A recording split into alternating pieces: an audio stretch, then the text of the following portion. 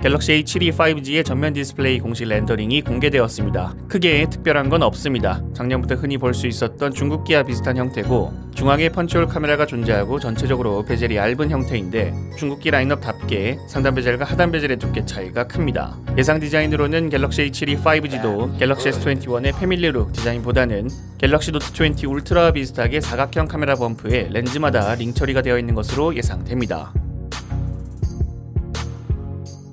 지난 14일 미국 정부가 중국군 연관된 기업으로 추정된다며 샤오미 등 9개 회사를 블랙리스트 명단에 올렸습니다. 이 회사들이 군사적 용도에 활용되는 것으로 보인다며 블랙리스트에 올라간 것인데 샤오미가 블랙리스트 지정에 반발하여 미국 정부 대상으로 소송을 제기했습니다. 레이준 회장이 서명한 공식 발표에 따르면 미 행정부가 샤오미를 공산주의 중국군 회사로 간주한 결정은 사실상 틀렸다. 샤오미는 중국 정부나 군의 소유, 통제를 따르지 않으며 어떠한 연관성도 없고 중국 방위산업과 관련하여 어떠한 소유와 통제를 받지 않는다 라고 언급하며 컬럼비아 지방법원에 이 결정을 번복할 것을 요청했습니다. 화웨이와 같은 블랙리스트는 아닙니다. 화웨이는 거래까지 금지된 상황이고 샤오미는 투자가 금지 대상인데 샤오미가 계속 블랙리스트에 유지된다면 미국 투자기관들은 11월까지 보유 자산을 매각해야 합니다. 올해 하반기에 출시될 것으로 예상되는 차세대 아이폰 13.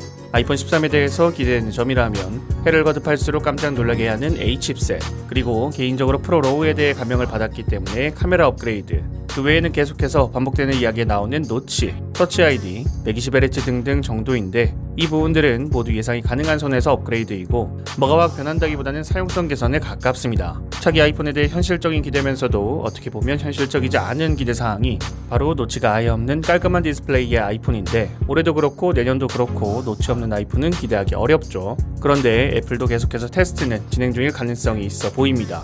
갤럭시 S21 출시 전 갤럭시 S21 플러스의 실물을 유출했던 마우리 QHD는 자신의 트위터를 통해 노치 없는 아이폰에 대해 언급했습니다. 트윗 내용에 따르면 아이폰 13 프로토타입 중 노치가 전혀 없는 프로토타입이 존재한다고 합니다.